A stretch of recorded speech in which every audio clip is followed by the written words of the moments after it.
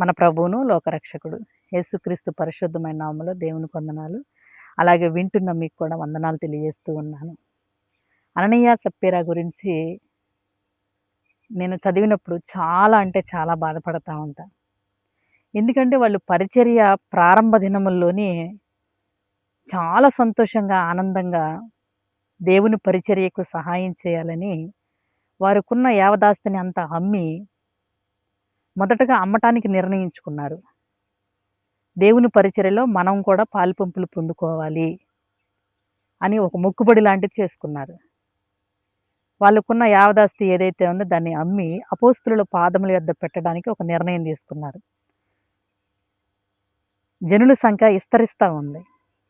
ప్రజలు దేవుని వైపు ఎక్కువగా డైవర్ట్ అవుతున్న దినముల్లోని అద్భుతాలు చూస్తున్నారు, ఆశ్చర్యమైన కార్యాలు చూస్తున్నారు. ఆ దినముల్లో బయలుదేరిన అననీయ, సప్పీరా మన వంతు కూడా మనం ఎంతో కొంత దేవునికి ఇవ్వాలి, మనకున్న దాన్ని అమ్మి తెచ్చి అపోస్తలుల పాదముల యొద్ద పెట్టాలి అనే ఒక నిర్ణయాన్ని ఇద్దరు తీసుకున్నారు. ప్రారంభంలో బాగానే ఉన్నారు. ముగింపుకు వచ్చేసరికి చాలా దారుణంగా వారి జీవితాలు ముగించబడ్డాయి. ఆనాడు అననీయ, సప్పీరా గురించే దేవుడు లేఖనాల్లో రాశాడని అనుకోమాకండి. ప్రజెంట్ మన గురించి కూడా దేవుడు లేఖనాల్లో రాస్తా ఉన్నాడు. నువ్వు ఏ విషయమై ఆసక్తి కలిగి ఉన్నావో ఆకాశమందున్న ఆసీనుడికి తెలుసు.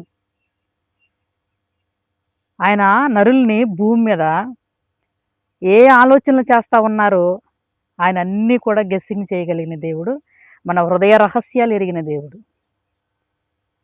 అరే, చాలా సంతోషంగా హ్యాపీగా దేవుని పని చేయడానికి ముందుకొచ్చారే అనుకున్నా.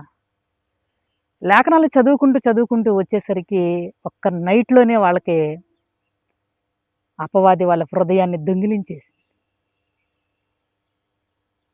కొంత డబ్బు చూసేసరికి వాళ్ళకి ఆశ కలిగింది. ఆశించే ఆకాను బంగారము నశించిపోయేను తన వారితో.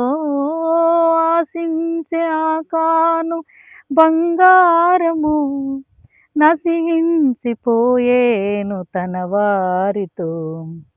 ఆకాను శోకాలు మనకెందుకు, భయమెందుకు. ఆకాను కూడా బంగారాన్ని ఆకర్షించాడు. ఈ అననీయ, సప్పీరా కూడా డబ్బుని ఆశించారు. వీరు ఎంత త్వరగా ప్రేరేపించబడ్డారో అంత తొందరగా పడిపోయారు. ఆ దినముల్లో కూడా విశ్వాసులు ఉన్నారు కదా, మరి అననీయ, సప్పీరా ఎందుకే ఇలా చేశారు? అపవాది వారి హృదయాన్ని దొంగిలించింది. అపవాది ఎప్పుడొచ్చి నీ హృదయాన్ని దొంగిలిస్తుంది? నువ్వు నిద్రపోతా ఉన్నప్పుడు.